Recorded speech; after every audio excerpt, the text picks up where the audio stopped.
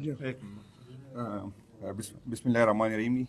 सबसे पहले तो कल वाले वाक़े की हम मज़म्मत करते हैं। और कल मुलाकात का दिन था और ये जो जवाज़ बनाया जाता है कि ख़ान साहब के ने ट्वीट की वजह से उसकी मुलाकात बंद की गई है, तो मैं उसको बताना चाहता हूँ कि एक शख्स की हुकूमत जो आपने गिराई, और ये मैं नहीं कह रहा हूँ, मौलाना फजल रहमान साहब से पूछ ले, बिलावल साहब बता रहे कि इस्टबलिशमेंट ने हमसे राबिता किया था, उसकी हुकूमत गिराई, फिर हमसे निशान छीना गया, फिर हमारी हुकूमत हमसे छीनी गई, हमारी रिजर्व सीटें हमसे छीनी गई।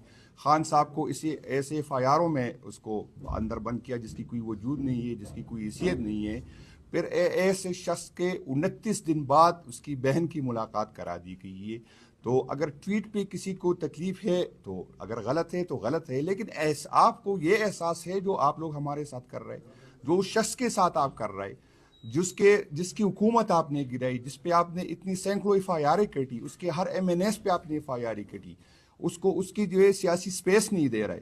और फिर जब उसको ट्वीट पे जो है आपका इतना रिएक्शन आता है और फिर उस पर एक लंबी 1.5 घंटे की प्रेस कॉन्फ्रेंस होती है, मैं सिर्फ यही कहना चाहता हूँ कि DGSPR साहब, अगर आपकी इस प्रेस कॉन्फ्रेंस से इदारे का फ़ायदा हुआ है तो बेशक दूसरी दफ़ा करे, तीसरी दफ़ा करे। अगर आपकी अपना कोई ज़ाती फ़ायदा हुआ है, आपकी इज़्ज़त बढ़ी है तो बिल्कुल करे।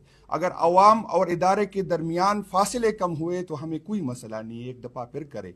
लेकिन अगर इस प्रेस कॉन्फ्रेंस से दूरियां बढ़ती है, इस कॉन्फ्रेंस से इदारों और अवाम के दरमियान फासले बढ़ते हैं, तो मेरा नहीं ख्याल कि ये मुल्क की खिदमत हो रही। अगर इस प्रेस कॉन्फ्रेंस पे इंडिया में खुशियां मनाई गई, अगर इंडिया को तकलीफ होती है तो हमें कोई फ़र्क नहीं पड़ता, क्योंकि खान साहब से इससे पहले भी काफ़ी लोगों ने कोशिश की, बुरा भला कहा। खान को अल्लाह ताला ने जो इज़्ज़त दी है, जो लोगों का उस पर एतमाद है, वो किसी प्रेस कॉन्फ्रेंस से या किसी एफ.आई.आर से या किसी पार्टी की पाबंदी से कम नहीं होगा। लेकिन इस तरह की रवैयों से, इस तरह की बातों से इदारों और अवाम के दरमियान फासले बढ़ रहे। 70-80% यूथ जो है, जो खान से जुड़े हुए हैं, जिनको तकलीफ होती है, जिनको दुख होता है जब खान के मुतालिक कोई बात किया जाता है, उसका रिएक्शन आता है।